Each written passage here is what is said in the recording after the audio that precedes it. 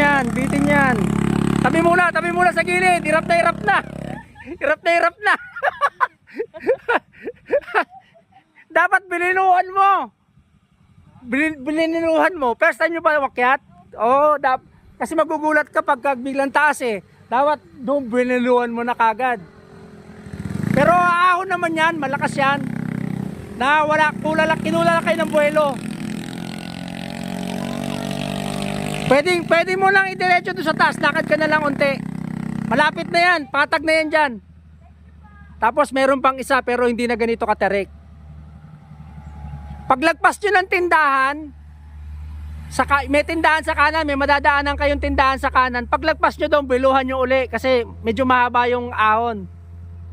Yan. Sige po, ingat.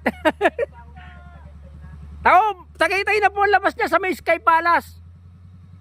Oo. Paglabas nyo ng Barangay Dapdap, kakaliwa kayo pataas. Sige po, ingat po.